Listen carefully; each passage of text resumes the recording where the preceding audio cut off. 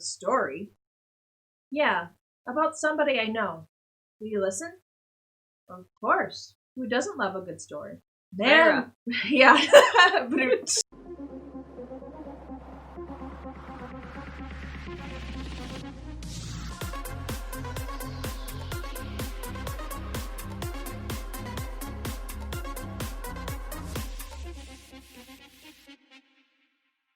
Hey guys, it's Mackenzie, otherwise known as Legend Wings, and today I'm here with my friend Kaylee, and we're reading another couple chapters of Modelland. Yay! What happened the last couple of chapters? We read this like 2 days ago. I don't remember. The one chick dies. Well, she doesn't die. Yeah, the one She chick turns old. She turned old, which according to Modelland is as good as dead. It's a good start. Creamy got somebody killed on purpose. Yeah, she's like scary. If that happened. And I think that's in essence all that happened in the span of 3 chapters. They also got called in to talk to the Belladonna. Oh yeah, that was and creepy. She flipped out on Shiraz and Piper and Dylan. You're not supposed to be here. Dark spooky. Yep. So I think that now they're trying to find a new way to escape. Yay! Right, let's see if they figure one out. I wonder what it will be. Can't be the zip zap that was mentioned just out of the blue for no apparent reason. Would be the zip zap that's the dangerous one that just so conveniently dumps you back in Ladorno or whatever it is. Yeah, or the Diabolical Divide, which they're gonna end up in Diabolical Divide, and they're gonna run into Creamy. 100% calling it right now. All right, well, let's get on with it. Chapter 34: The Madwoman of the Modelland. Not just Modelland. The Modelland. Tookie's head fell hard onto her pillow before her bed had fully materialized. Again, it's not the bed that's materializing, it's just that, like, their comforters are, like, have, like, the image that, like, swirls up onto it. Yeah. So it's not the bed materializing itself, but whatever. Her body was racked with exhaustion, but the heavy burden of impending death robbed her of the ability to fall asleep. 4 days had passed since Desperata had scaled the wall and the Unica's plan had been foiled. That day, after Guru Loro's class, in careful whispers, the girls had seriously considered scaling the wall and succumbing to age. Older looking is better than dead, they reasoned. Hey! They caught on to it. But then Piper had questioned whether 50 years of physical aging also shortened their lifespans. Probably. Which wasn't any better an option than staying where they were. Depends. Yeah. I have a coin toss there. Tookie stared into the darkness, wide awake. With her finger, she traced a single word onto the sheets. How? It was the question she had written on a scrap of paper to Dylan, then Shiraz, then Piper, in runaway class. While dodging Guru Gannero's gaze, Piper had tirelessly drawn 15 different diagrams of the Modelland grounds, but they all led to dead ends. How will they choose to torture us? Burning, drowning, boiling, stoning, strangling, sawing, scalping? Oh. How can I get my friends out of here? The moonlight on the ceiling intensified, and the stars in the Modelland sky had come out to play. As they had every night since the girls had been there, Kamalini's and Zarpessa's Lumieres shone magically on their faces. The luminescence displayed their exquisite features and dewy skin. A scream echoed through the room, making all of Tookie's nerves snap. Was it Zitilda attacking Shiraz? Tookie bolted upright. Across the room, Zizi sat up in bed. Get off me! Shiraz sat up straight too, staring curiously at Zizi. What her problem? Is she having a nightmare? Asked Tookie. Get it off me! They'll find me! I can't have them find me! Zizi ranted. Her eyes were wide open, and they darted around the room. Her head and body twisted in opposite directions from each other. Her feet were taking her to parts of the room where her eyes weren't looking. Her arms flapped. The Lumiere darted right and stepped with her like a police helicopter's searchlight looking for a perpetrator. Stay away from me, lady! You disgust me! Zizi shouted, waving her arms at the searchlight. I'm not hiding you anymore, so don't follow me, or they'll find you. Tookie blinked hard. What was Zizi dreaming about? Zizi jumped in the air and swatted at her Lumiere. Stop it, you hear me? Then she turned and her crazed eyes locked on Tookie's mismatched ones. She stomped up to Tookie and yanked hard on her nightgown. I saw this dress first, damn it, and I will wear it on the day of discovery. The dress. The yellow dress she fought over with Lizzie. Was Zizi dreaming about that? Zarpessa tramped up next to Shiraz. If you had let Poppy handle everything, we wouldn't be in this mess. Poppy handle everything? Tookie's skin prickled. Was Poppy Zizi's father? Zizi's body began contorting again and bouncing around the room. Tookie felt a sudden temptation to run over to Zizi, wrap her in her arms and soothe her, like she had done with Desperata. The feeling quickly abated. Yeah. Nope, I just can't. Zizi ran out of the room and down the hallway. Her Lumiere stalked her hungrily around the corner, as if it were an anaconda in the rainforest that hadn't eaten in 2 months.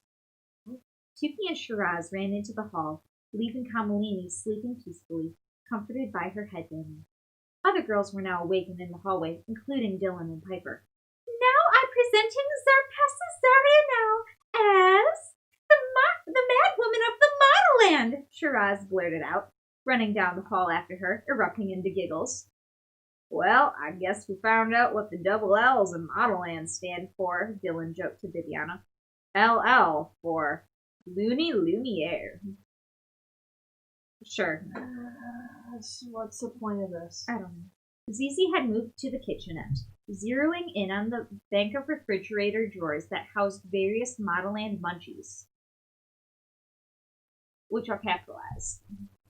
I guess they're a branded thing. I guess so. The Lumiere can't follow me in here, and neither can that stupid lady. Come on, Poppy, protect us from her. Get out of the light. It can't find us in here. But Zizi's snake-like Lumiere illuminated her face even in the uncommon room. The light, which still seemed to be coming from her bed, was bending perfectly around every corner and coming down hard on Zizi. Zizi squeezed into the refrigerator, ripping open a package of munchies. I'm so hungry, Poppy. It's 6 p.m. Time for dumpster dive dinner. I'm starving. Well, her secret's out now. Starving? Chase, who had emerged out of her room, asked. What's she talking about? That girl eats. Doesn't have the Likey sisters problem. The Likeys who were standing beside her stiffened. We have no problem. And that girl wouldn't dumpster dive if her life depended on it, Chase went on. And again, dumpster is also capitalized on dumpster dive. It's not a sport, guys. It's not. It's not a sport. And even that, it's not even like then you don't. Even then you don't capitalize it. It's not like a trademarked or like titled thing. Whatever. And that girl went and dumpster dive if her life depended on it. Chase went on. Her family's like billionaires or something. Sure. They could probably buy and sell all of Modelland. Mm-hmm. You're her friend. Help her! Dylan shrieked. Zizi's eyes were now rolling into the back of her head. Oh, hell no, Chase replied, stepping back 5 full paces. I don't do crazy. The door flung open, and Dr. Erica speed-skated into the room. What's going on here? She demanded. Shiraz raised her hand. Girl, wake up! Scream like nutcase about Lumiere and teapot dress. Go more wacko. Came here, binge on Munchie. Why'd she call her girl? She knows what her friggin' name is. I don't know. This just makes her sound even more unintelligent. Yeah. And it's not good. Slam! Behind them, Zizi shut herself inside the refrigerator. Muffled shrieks could be heard from inside. Dr. Erica tapped lightly on the fridge door. What's her name again? She asked the group. Who? The crazy monster? Tsar Opressa, Dylan huffed. Tookie started to snicker, then clapped her mouth shut. Despite how evil Zizi was towards her, she felt sort of bad for what was happening. This was a full-fledged breakdown. I've seen this many times at Modelland before, Missy, Dr. Erica said. Too much Bella pressure. Experiencing terrifying things like THBC, witnessing a girl aged 50 years before your eyes, can cause a drop in serum glucose. Ah! Zizi wailed. The refrigerator light! My Lumiere followed me in here! Dr. Erica peered at the girls. Does anyone know what she means? Perhaps one of you knows her from home. Did something terrible happen to her? Piper turned to Tookie. You know her from home, don't you? Everyone looked at Tookie, including Dr. Erica. Tookie, the doctor said gratefully, is there anything you know about this girl? Nope. Tookie felt a lump the size of a grapefruit in her throat. If there was any time to expose Zizi's secret, this was it. But she could just feel the anticipation in the room, the delicious, perverse glee of the other girls who were just waiting for a scandal. There might be others besides Tookie and her friends who wanted Zizi to fail. Jealous girls, envious girls, girls who were not performing half as well as Zizi in class. Telling all Tookie knew, right now, would ruin Zarpessa. Untitled words rang out in Tookie's head. The girl who is sucking your blood is hurting way more than you. Tookie knew Untitled was right. She showed have compassion and understanding even for an enemy. Being the bigger person was what leaders did. Yes, Untitled was crazy. Yes, she wanted to torture and kill Tookie and her friends. But in the end, exposing Zizi's lies wasn't something a leader would do. All eyes were still on Tookie, waiting for her answer. Even Zizi had gone silent in the fridge, as if she suddenly had her wits about her and sensed what was coming next. Tookie lowered her eyes and shrugged. I know nothing about her, she said in a low voice. Nothing at all. I get it, but to the extent that this girl is going crazy and is having an episode, you at least need to pull the doctor aside and say, this is what's going on. You don't need to make it a scene for everybody. Mm-hmm. You just go to the doctor and be like, listen, this is what I know about her. This is probably what she's talking about. Mm-hmm. Use that to help her in some way. Yep. You can't just I don't know anything. That's not helping either. Again, don't blurt it out in front of everyone, but being completely silent and in denial about it's not helping anyone either. So, because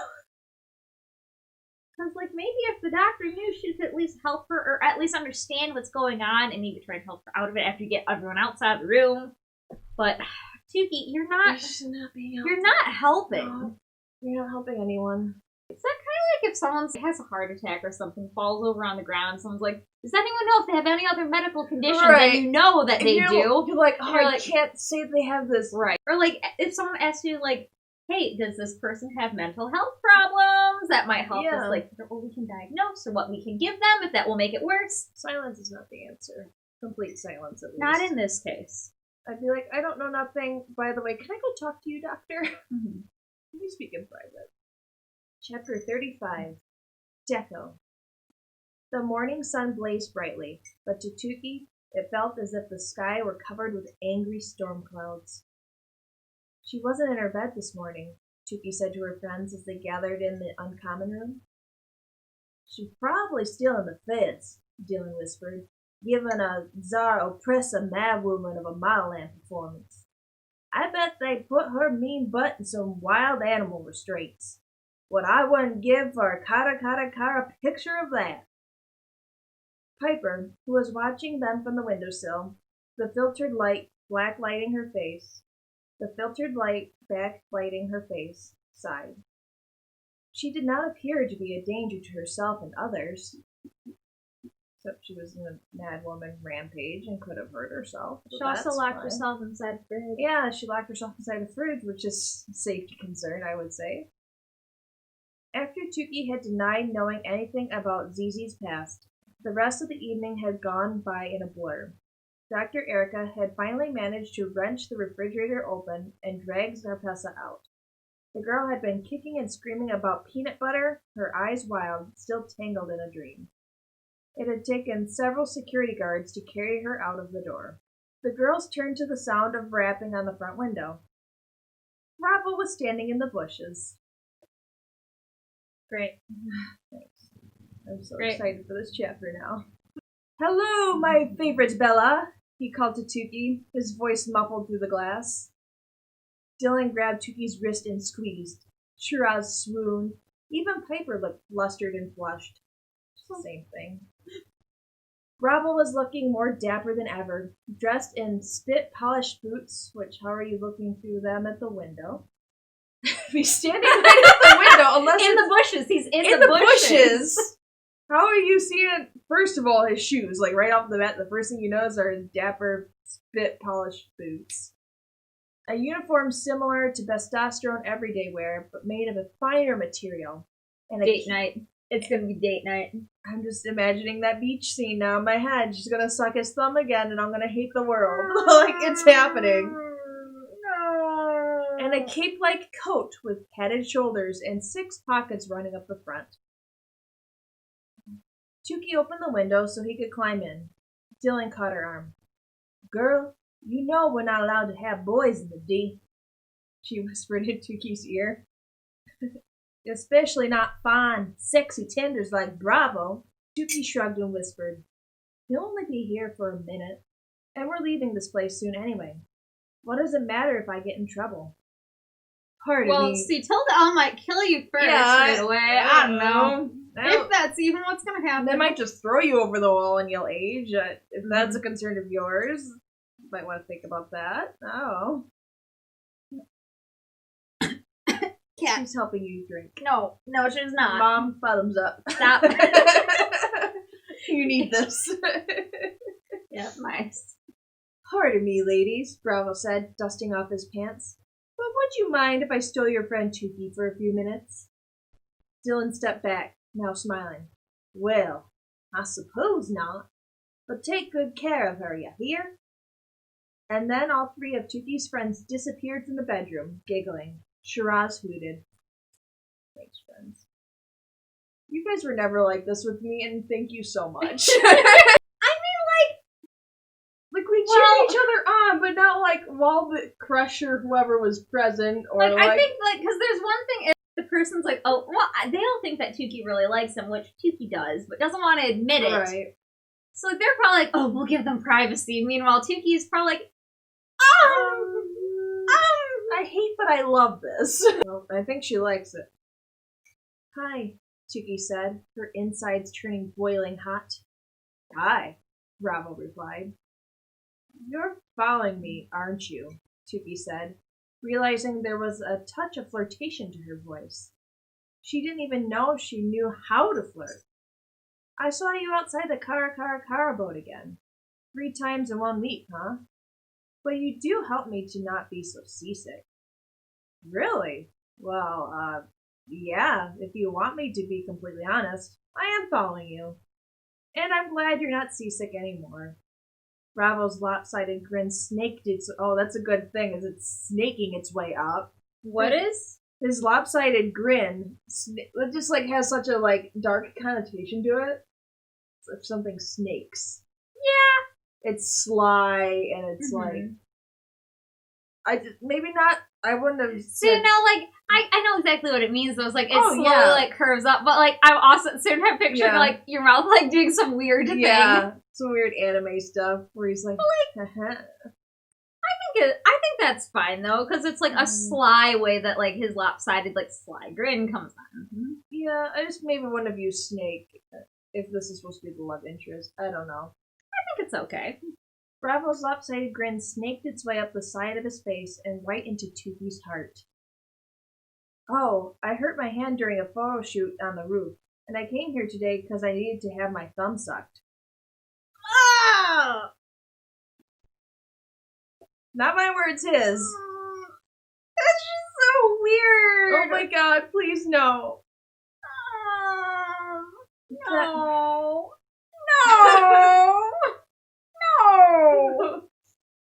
Tiger, don't listen. It's inappropriate. It's really inappropriate. It's inappropriate for your ears.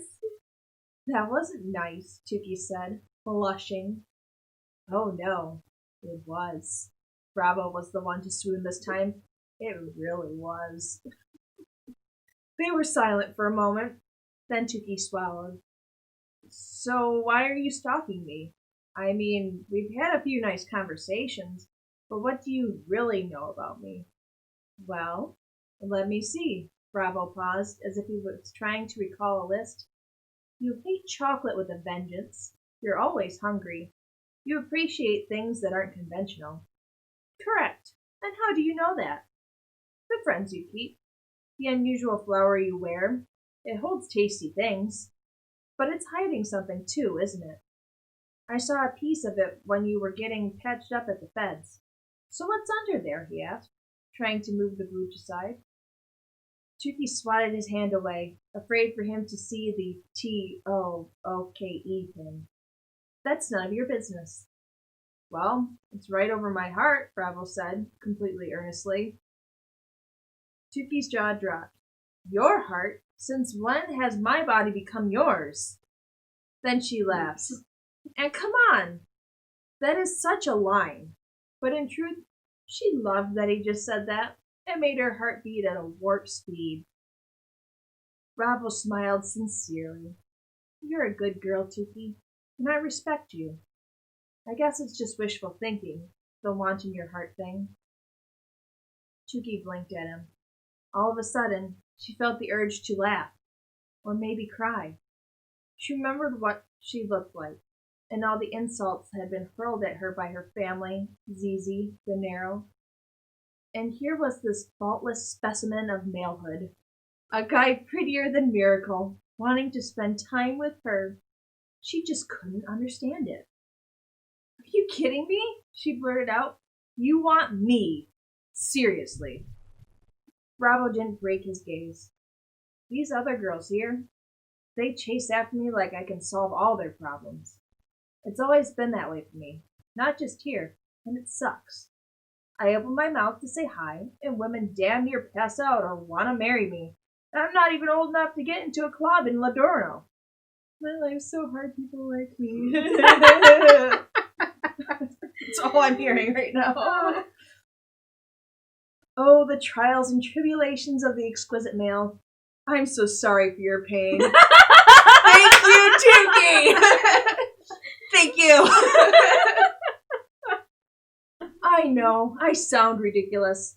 Like a conceited egomaniac. You said it. I didn't. But I'm serious, Tookie, Bravo went on. You're different. Just think of like Buddy the Elf.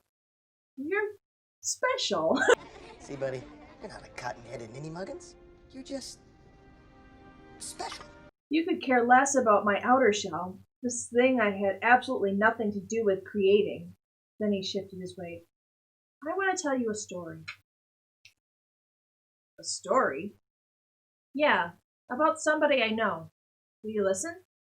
Of course. Who doesn't love a good story? Man, yeah. Man, oh man, where do I start? If you're going to tell her a story, I would assume you had a start planned. I mean, he's probably, like, thinking about, like, saying this kind of on the fly and figure out, like, okay, how do I want to tell my story? He shoved his hands deep into his coat pockets, exhaled deeply, and then said, okay, here it goes. More than anything, a little boy named Deco wanted to be an architect. Gee, I wonder who this boy is. An Art Deco.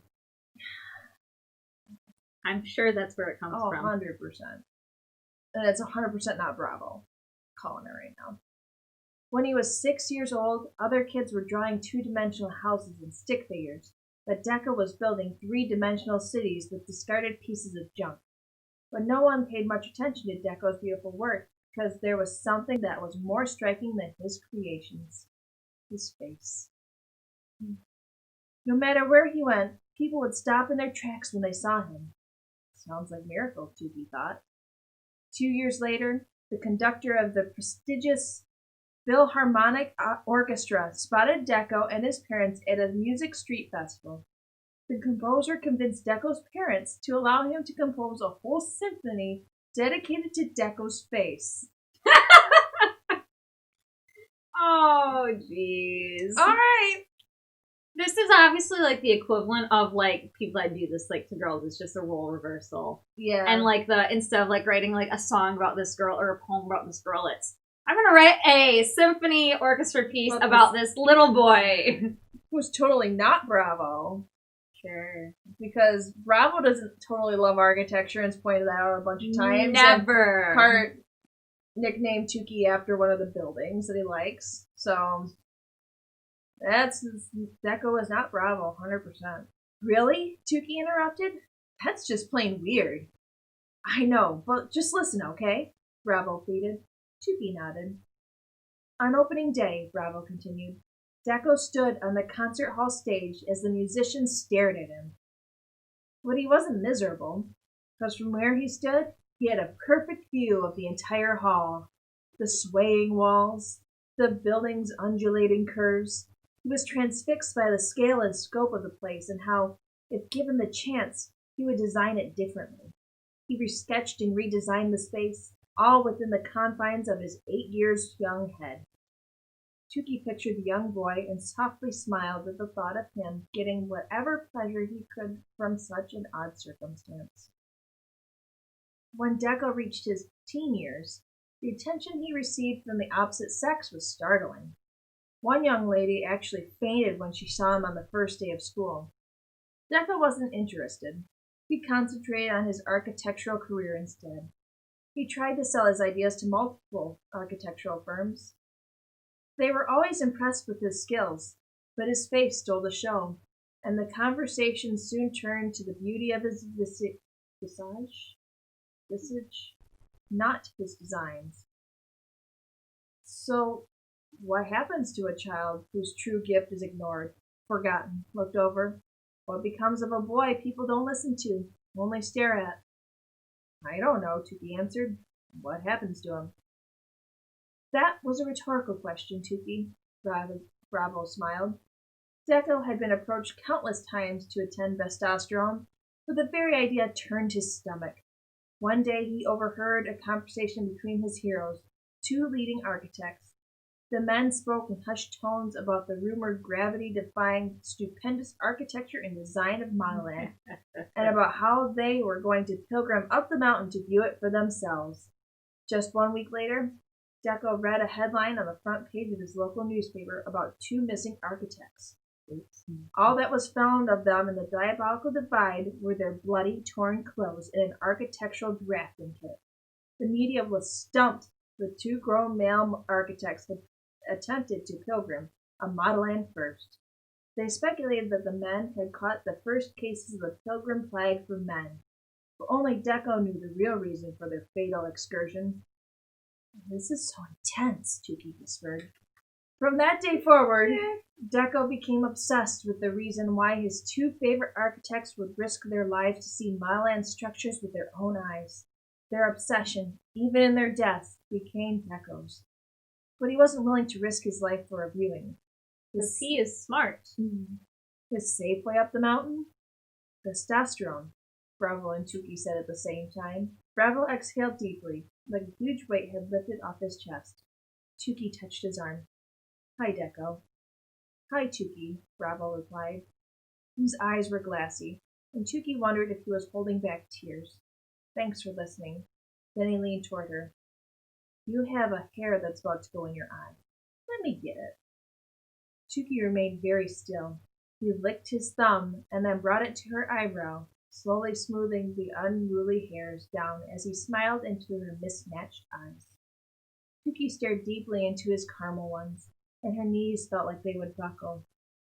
She sensed a gentle burning inside her stomach, and her hips felt like they were even being tickled, even though Bravo's hands were nowhere near them. Bravo put his hand on the side of Tookie's face. The warmth from it felt like sweet tea pouring into her mouth. He whispered straight into her ear, his lips brushing against her earlobe. I really like this, Tookie.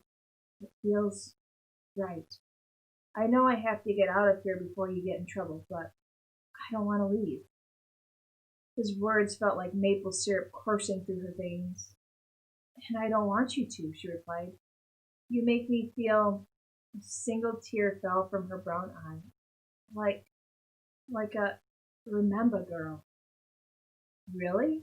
A remember girl? What's that? What I have always wanted to be. Someone beautiful. You are beautiful. On the inside and outside.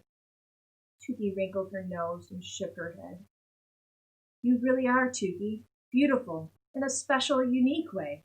You're so different. He uses that word again. And you deserve someone who will treat you like the unique princess you are. And that's me. Tookie, I don't want anybody else to have you. I guess you can say I'm selfish. I want you all to myself. Your first time should be special and tender, and it should be with me. And he means a kiss, but it doesn't come across like that. No, it doesn't.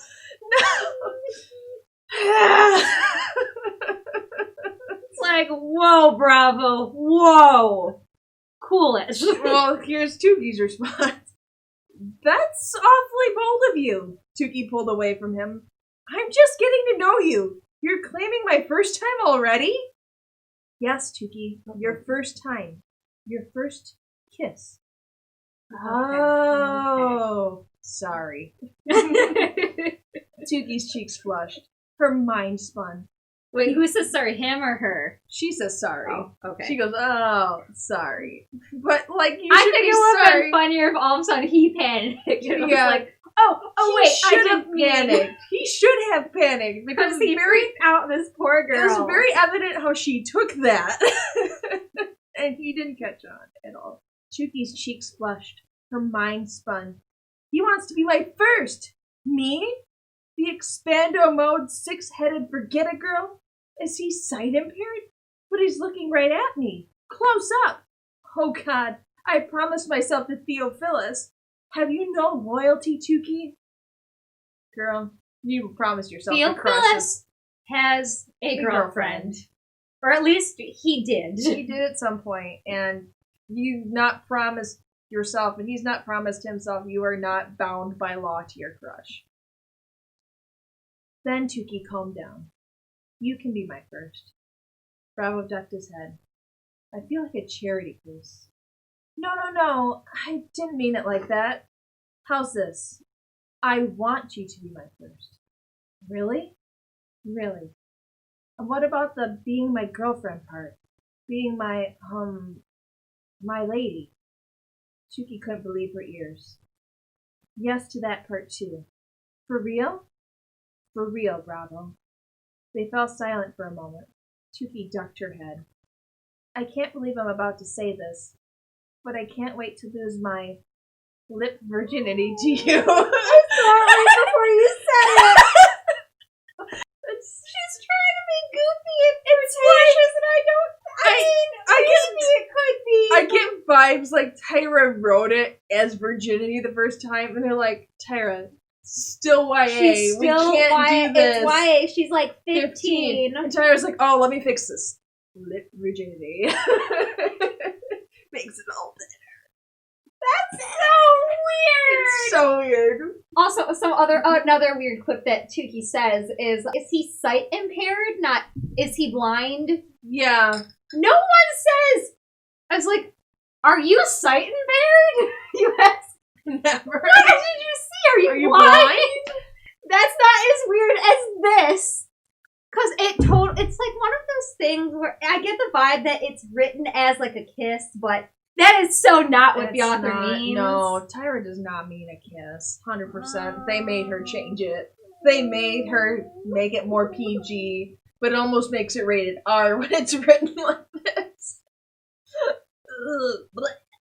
I'm sorry. I don't like this. This is like not this. endearing, adorable, or anything. This is just incredibly awkward.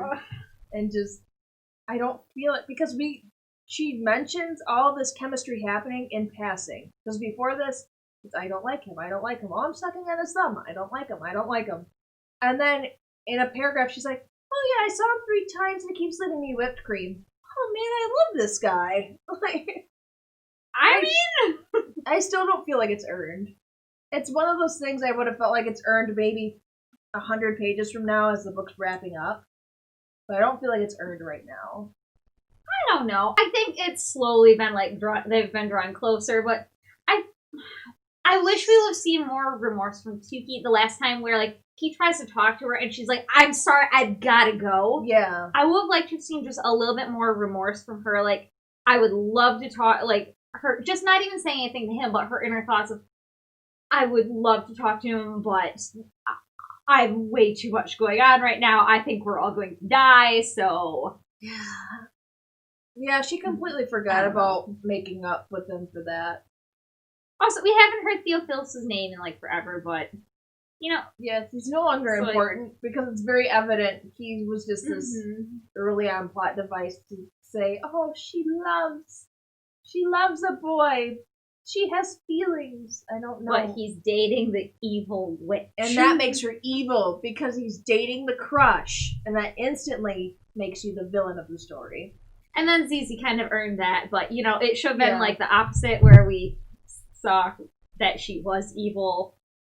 And then, like, it's like had that go side by side with, well, she's also dating Theophilus, so more dislike, not the main cause of or the main reason. I don't like this. Anyway, you get to read the more fun, awkward part. Oh, it keeps. Oh, I've got still 3 pages to go. There's a lot more awkward things that could happen in 3 pages. Yeah, I'm gonna have to read them kissing, aren't I? Yep, probably. Losing their lip virginity. He smiled, his luscious, crooked smile. Have you ever thought about what your first kiss might be like? Tookie's heart stopped. Only a million times, she was tempted to say. I guess so, she said instead, trying to sound nonchalant. But I've always wondered, will people know afterwards? Will they be able to tell that I've done it? This is not written kissing. as a kiss. No, this is not. I feel like the vibes in this are just not written as like a kiss. No. No, Tyra, no. Not when your protagonist is 15. No. And what makes it even worse is that, like, she doesn't know him. He could still be an evil axe murderer for all we know. Look if they just have buddy time. Why do they have to go straight to bum sucking and making out? Like, can we go for a walk? I mean, there are relationships like that end up fine. Yeah, but can we go for a walk and learn more about each other other than you hate chocolate and love whipped cream? He also really knows, like, nothing about her. But at least he's taken the time to, like, understand a little bit more about her, like, by noticing the things that she likes, by what she does. By stalking her. Okay, fair point. Fair point. Oh, that's so sweet. You've been stalking me this last week. Do we want to sit there and, like, listen to pages of them, like, reliving her childhood? Mm-hmm. But, like, there could have been, like, oh, well, here, we went for a walk. I don't know. I think there could be more of a balance. I think it's okay, except for the fact that this is not written as a kiss. Dare I say it, I just want to axe all of the whole boyfriend relationship stuff from this. So far, there needs to be, like, none of it. It's unneeded. It's not necessary. Yeah, I get that you're trying to say, oh, well, even ugly girls can be seen as beautiful. Like, beauty is in the eye of the beholder kind of a thing is what she's getting at. And you're beautiful to other people. But you can prove that in so many other ways. And I feel like this is just an easy way out is, oh, a boy likes me. That means I'm beautiful. And I feel like it would have been better expressed rather than it just being like this boy that notices her is like the other like teachers or the gurus, whatever they are, like reverse their early on thoughts of like, oh, well, she's weird and be like, instead like, oh, wow, you have like such unique hair, such cool eyes, and like you're so good at this, and like your poses, your photos are awesome. Oh, that's totally going to happen. Like but it'll be after she saves the day that's all going to happen. And it's, well, because you saved us, we love you. It's a good message, too. Until you prove yourself to someone, they won't love you. But the thing about, like, the boyfriend, like, finding, like, a boyfriend, like, yes, it's very important. And it's awesome when you find someone that loves you, like, for who you are inside and out. But, like, again, beauty's in the eye of the beholder, and that's, like, one person's view that you're getting, where I think it would have been a little bit more powerful to have, like, a reversal of everyone else's, like, the surrounding, like, world's, like, thoughts about her, and just start, like, realizing her potential, acknowledging that she's there, that she has her own unique looks that can be very beautiful. She could just learn to, like, love herself as being, like, the moral here instead of, well, some people will see you beautiful, maybe, like, see yourself as beautiful. I mean, but or maybe like, realize that you are beautiful. But on the other hand, it's very difficult to see yourself as beautiful if other people are telling you you're not. So maybe I hope that at least now that she's dating Bravo, what's his face? Yep. That she'll also start to see like have a different view of herself as well. Right? Or otherwise he's little purpose if he's not like progressing her own character development and thoughts about herself or the plot. Yeah, I feel like this isn't going to progress the plot at all. It's just here for the fan service. Yeah, that's kind of It's the a YA feeling. novel. You have to have romance or it's not valid. Anywho, let's get back into the torture. So Tookie had just said, will they be able to tell that I've done it? Well, maybe not, Bravo smiled. But you'll know. And will it feel weird? I hope it will feel amazing, Bravo said. And I know the perfect place our first kiss can happen. Still sounding like sex to me. Our first kiss. That sounded so good. Where? Tookie whispered. I'll sweep you away where no one at Modelland can see us, Bravo said. We'll go on a magical ride down a secret zip-zap that we hid under the new 7-7 stadium and land in the most beautiful mountain in Ladorno. I called it! I called it last time that he would be the one that knows! Yep. Tookie tried her hardest to keep her face tempered and non-reactive. Which is the same thing, right? Yeah. But inside, her stomach twisted. Bravo knew where the emergency exit to Ladorno was hidden. I can make it happen after a man attack tomorrow. Wait, Tookie frowned. A man attack? When? Bravo looked caught. Bestastros aren't supposed to tell any Bellas about the man attack challenge before it happens, but you're my lady now, so I don't think there's any harm. It's happening tomorrow. It's a big challenge. For us, it's to measure Bestastro and Intoxibellas potential. Only a few of us every 5 years or so have Intoxibellas powers, Bravo said. The man Is it attack... Intoxibella or Bello? Bello. Okay. It's a bello. Okay. Male version of Bella, I guess. The man attack is an early indication in determining which of us boys just might have the magic touch. It's ridiculous, if you ask me.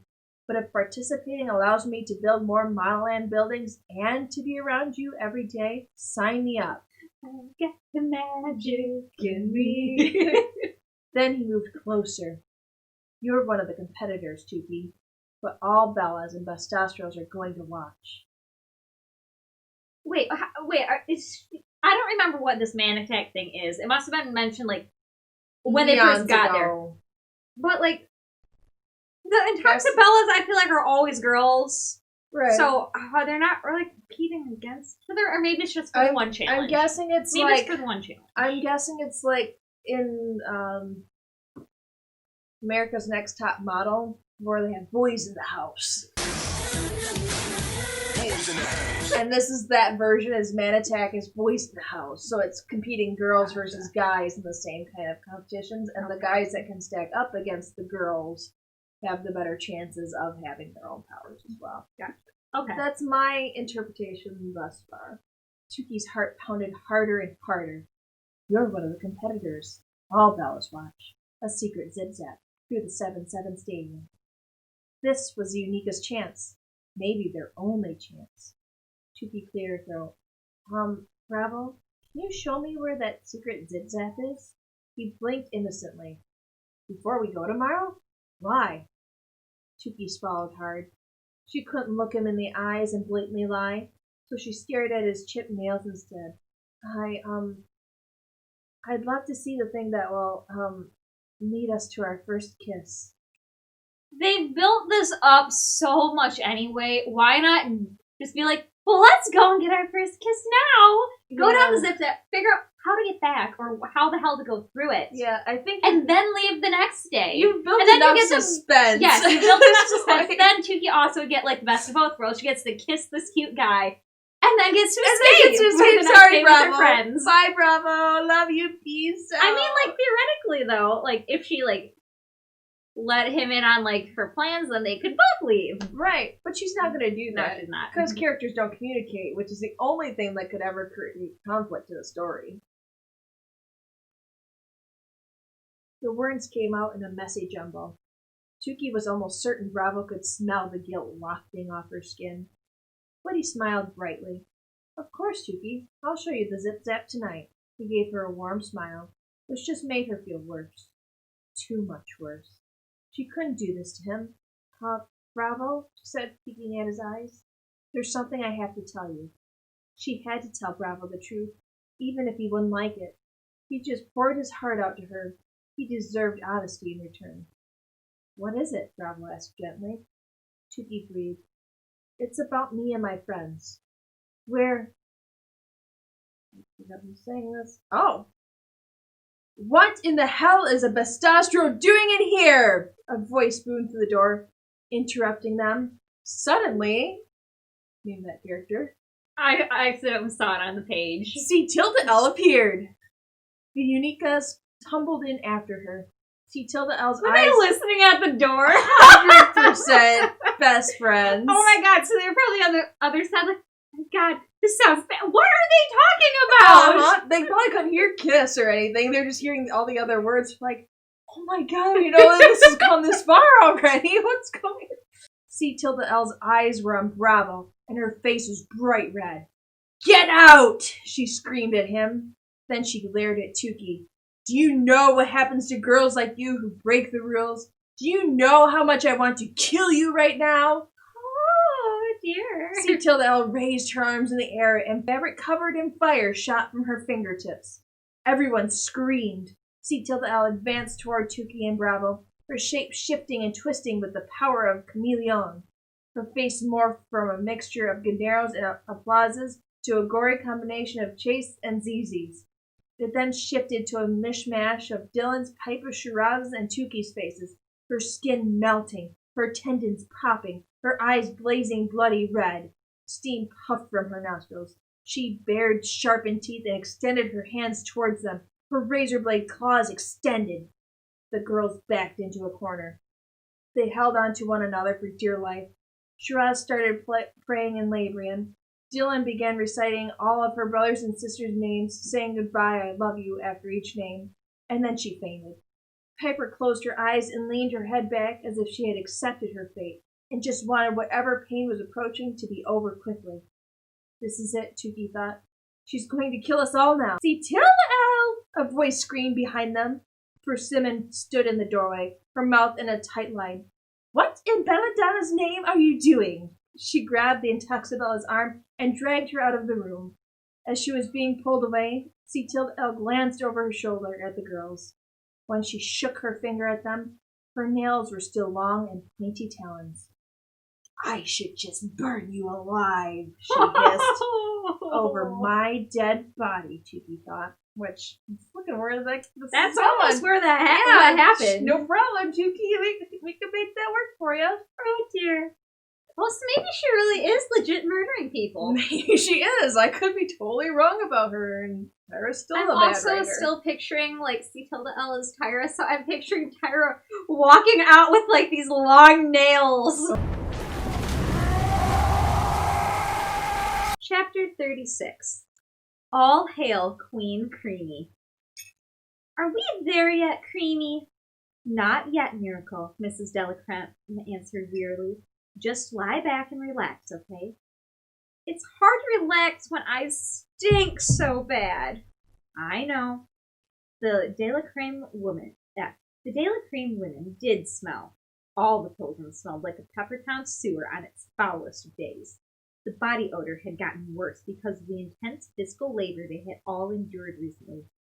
Creamy had created her own mountain monarchy after the group had elevated her to the position of secret weapon to get them to Modelland. And Creamy, never known to let an opportunity wither, had leveraged that status to be elevated. Quite literally, she had ordered the pilgrims to fashion a double sedan chair from scraps found on the divide, which they did, to carry the De La Crèmes up the mountain, which they were doing. It was a small price to pay for Creamy's brave confrontation with the pond monster after all. She freaking murdered them!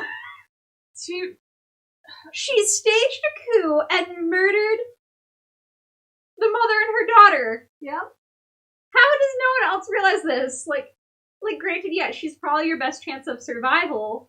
But still, come on, guys. But I wouldn't trust her as far as I could throw her. I mean, it sounds like they worship her. Maybe they're just doing it out of fear. They probably can't get down the mountain unless they have the guy who's semi useless of a guide to take them back. I don't know. Oh, man. Remind me why we are hauling Queenie and Dopical. I know it's supposed to be Miracle, but Dopical? Miracle? Dopical? That doesn't work, Tyra. Tyra, it doesn't work. I get, like, you're dope, you're dumb, but, like, The words it doesn't fit. It doesn't work. There's no commonality between those words that would make that a pun. Remind me why we're hauling Queenie and Dopical, Lynn complained while trudging up the steep incline, the post from the throne-like chair digging into her shoulder. Break requested, Creamy, Kamada yelled. Creamy jutted her mud-caked chin in the air. Request approved. As they lowered the women to the ground, Creamy gazed up the mountain. The peaks still seemed so far away. But ahead of them, the scenery changed radically. A lush garden of flowers no one in the group could identify greeted them. The aroma of the buds was almost overpowering. Strong citrus that stung their nostrils and a sweet aroma of honey that made their eyes water. Miracle twirled around the floral bushes and deeply inhaled their scent. Yum, Creamy! They smell so good! I want to pick bouquets of them! She trilled, kicking her leg up, smacking it into her ear. Wow, She's very flexible. Very flexible. Bouquets, sweetie. You want to pick bouquets, Creamy said tiredly. Suddenly, a haunting, keening sound snaked around the group. Lynn froze. It sounds like a woman... Lynn froze. It sounds like a woman moaning in pain. Look there, Abigail said. She pointed her hairy arm towards a small, well-tended cemetery made up of 6 old, polished marble tombstones with elaborate engravings. I was just wondering if it was desperados we were running around there. Ooh, no, she's supposed to be in a roller coaster car to go back home. It would have been too good had they met up in Twin Force or whatever. Yep. Creamy marched up to the headstones and stared at the markers. Muse Melodia, Muse Pranza, Muse Chromia, Muse Dramatia, Muse Fabrica, and Muse... I don't even know. Dance, color, theater, fabric. I'm guessing it's like chic, like style. It's gotta have like some sort of like root word. You would think.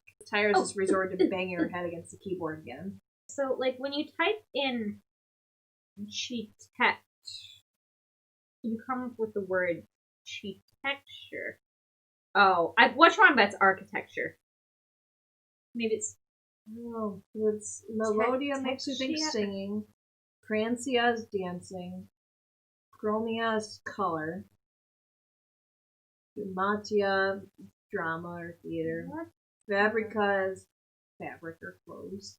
I can't even say that word. Like, you can't even take, like, away the, like, A, or, like, the AR from architect. Or cheech. Just call it whatever you want. Just cheech. Cheech. Like Cheech Marin. Yes, exactly. Just call it cheech. Architectia.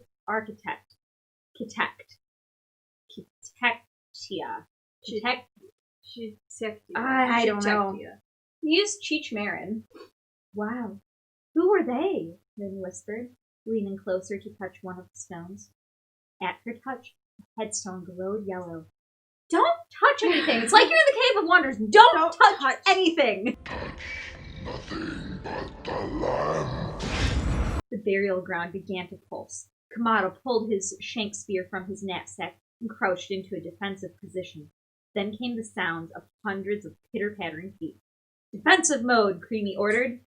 Harriet, Lynn, and Hunchy jumped in front of Miracle and Creamy as if guarding treasure. The tombstones began to emit angry sparks. A primal scream rang out, but it wasn't coming from the tombstones. It was Abigail. She was looking up the mountain toward Modelland.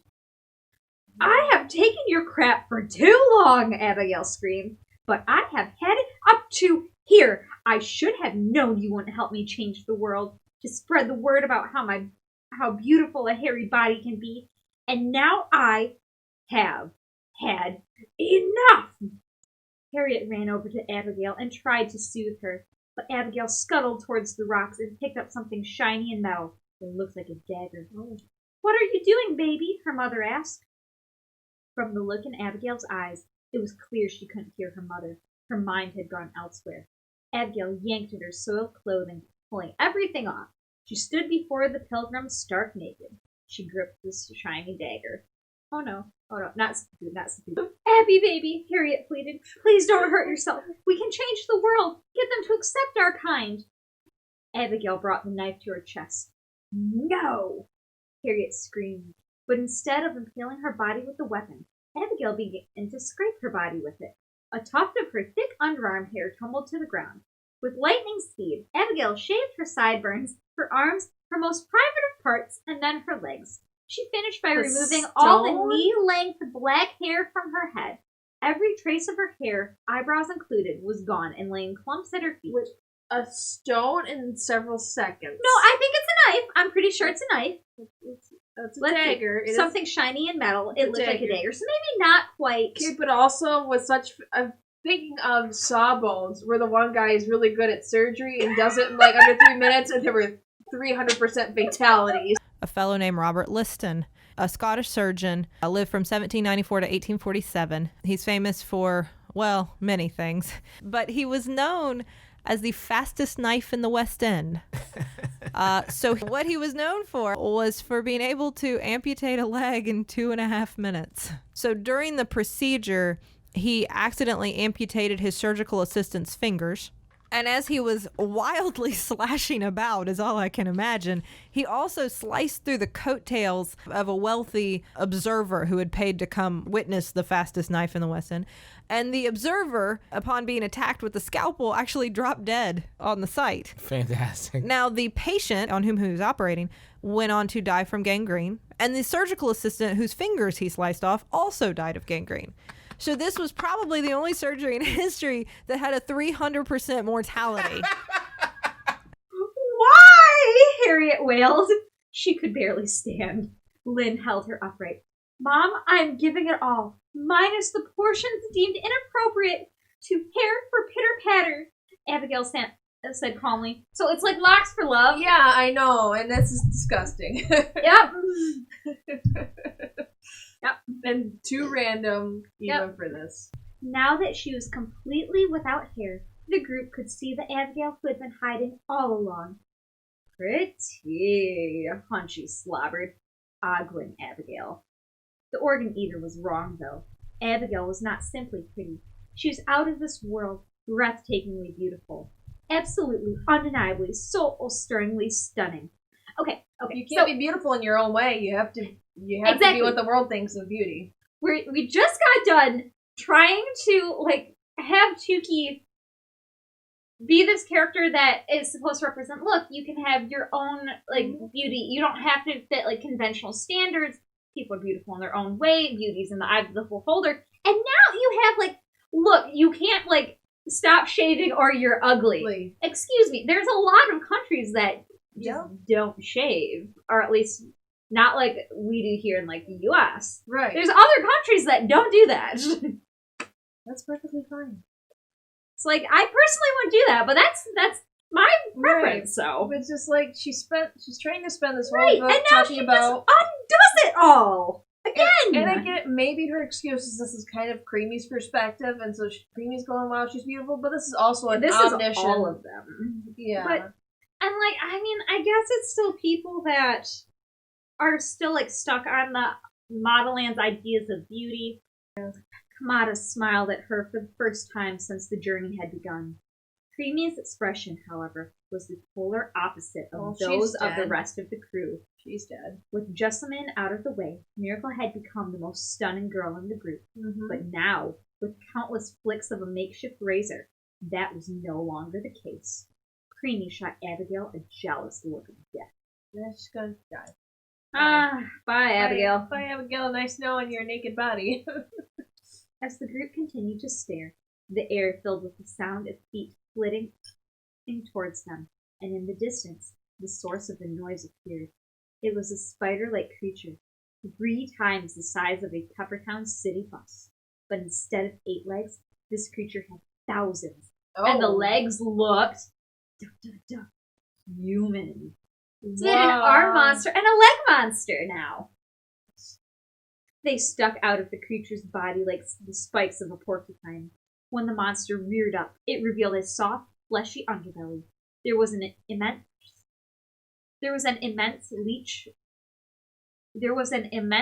leech's sucker in the middle. Tiny but numerous sharp toenail-shaped teeth rimmed the opening. Oh my, Creamy said, showing a hint of fear for the very first time. It's some sort of leg leech. Abigail screamed. We should run, Harriet screamed. Punchy howled. Strangely, Lynn heckled the monster. I should have dragged my cheating husband up here. He is a leg man after all. He would love you. And the leggy ones always want to take your husband. The leg leech glared at the group. Then it extended 2 of the legs on its body so that they stuck out farther than the multitudes of others and clicked them together. What's it doing? Kamada whimpered, standing behind Creamy for protection.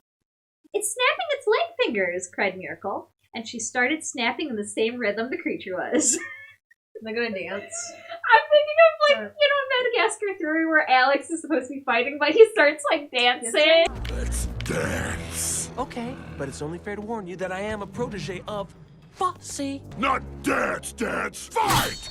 Ooh, dance, fight. You got it. And that's what saves them. The creature seemed almost delighted with Miracle. It turned to the others, and they all started snapping too. Finally, the creature looked at Lynn, who wasn't snapping. It waited. Huh? Lynn looked confused. Hurry up, shouted Miracle. Snap your fingers, like me, Lynn. Lynn began snapping with her right hand to the rhythm of the leg leech's head-bobbing beat. The creature seemed pleased, and motioned for Miracle and Lynn to join in with both hands. Miracle complied, snapping double time while doing her signature high kicks. But Lynn just could not double snap to perfection, given that she had lost her left hand's middle finger weeks before. Harriet stopped snapping and walked over to Lynn to help her out. The creature contorted, then reared back and exposed its toenail sucker mouth. A forked tendril extended from the center. 2 sharp toenail clipper blades on the end of the fork made its scissoring actions, slicing both and Harriet at their hips. Oh my God! Abigail screamed. Do something, Creamy! What do you want her to do? Use know. them back together? I'm your leader. Not a magician, dear, Creamy said dryly. The leg leech burped out a pile of Harriet's hair and threw the 2 women's legs onto its body. They instantly attached, still kicking wildly. Then the creature balanced itself on a group of 10 legs. It began to waltz in place in front of the surviving pilgrims. I know how to save us, Creamy, Miracle yelled. Dancing! Creamy looked at her, relieved. Do your thing, Miracle, baby. Dance in your spirit and in your body. Miracle gazed up at her mother, touched that for the first time Creamy supported her dancing. She proudly ran in front of the leg leech and began a rousing back-and-forth dance routine with Bellissima in her arms. Slowly and joyfully, the leg leech retreated, backing away like 1,000 ballerinas in unison. If anyone had been standing just a bit closer, they would have noticed that swaying along with Miracle and Bellissima was one of the ancient tombstones, the one marked Muse Prancia to be exact. Just then, a ring of fire encircled the cemetery, Miracle and Bellissima. Oh my lord! Creepy began to run in hysterical circles. My babies! Somebody get my babies! Babies. Yep, she's got Bellissima, you know. Mm-hmm. The circle of flames burst high into the air and amassed into a huge fireball, freeing Miracle and Bellissima. The fireball then flew straight towards Kamada and Abigail. Kamada grabbed Abigail's hand in a panic and started to run. Creamy shouted, Run that way, Kamada! Kamada looked disoriented and ran straight into the flames, just as Creamy had instructed. In seconds, nothing of Kamada and Abigail was left, not even ash. Wow, that was quick. Yep. The beauty balance is restored, Creamy said under her breath. Miracle stood in shock. Oh my god! Oh my god! Yeah. Oh my god! Creamy walked over and slapped Miracle hard across the cheeks. We did not come all this way for you to lose your damn mind. Look at Bellissima. She's handling this so much better than you. Oh. Pull it together and let's go. Okay, Creamy, Miracle whimpered. But as her mother turned her back, Miracle took her shank and sliced Bellissima's plastic flesh down her hard back. As That's worth devastating the people eaten in half. I don't think so. I just love that she's spiteful.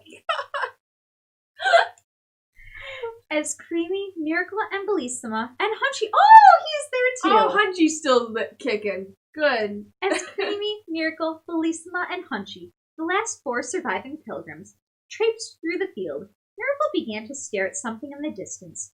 Ooh, look at the pretty lights. A terrified scowl appeared on Creamy's face.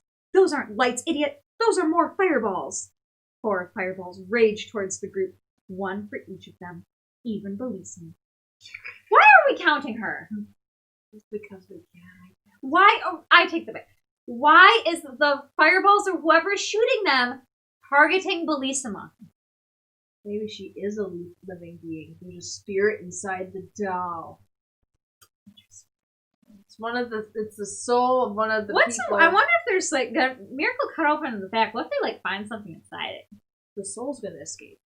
I'm picturing like a mummified like child or something, which would be awful and creepy. It's the real Tookie. 4 fireballs raged towards the group, 1 for each of them, even Bellissima. Miracle and Creamy ran one way, and Hunchy ran the other. The fireballs landed, throwing massive sparks everywhere, and then silence. After a few minutes, Hunchy opened his eyes. He wiggled his toes, moved his fingers. He was still alive. He called out, waiting for Creamy's answer, but none came. Hunchy jumped up from the mud and shook himself off. All that running and dodging had worked up his appetite. He followed the sweet scent not of blood orange, but of the pancreas and thymus glands that lived within one particular platinum-headed Unica, and he resumed his trek to Modelland. Alone. They're fine. I'm sure they're fine. They're fine. They're probably like, okay, perfect. We're gonna ditch the creepy gizzard. Yep. And there we go. That is the end of chapter 36. So it's a couple wild chapters. Creamy's awful. But I'm so here to have her as the, like, leader of the group. I mean, she's not a leader of much anymore now. She, murders her own group, but... All I can think is 10 more chapters. 10 more chapters. Yay. Oh. Okay. Yep.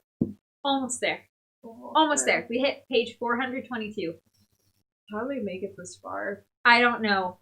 How did anyone make it this far? The editors didn't. Wow, looking at some there's like illustrations on the inside cover. I'll actually have to like take some time to like look through some.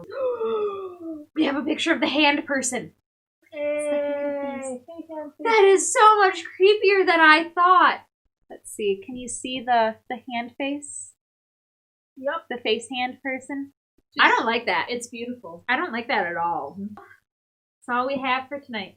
Yay. So let us know what you guys think in the comments down below. Make sure you like and subscribe so you can follow along, and as we roundabout towards home, the last 2 chapters of the story. I think we can do it. Last 10, not 2, last 10. Last 10, last few. Too many. So anyway, thanks guys for watching. We'll see you guys later. Bye.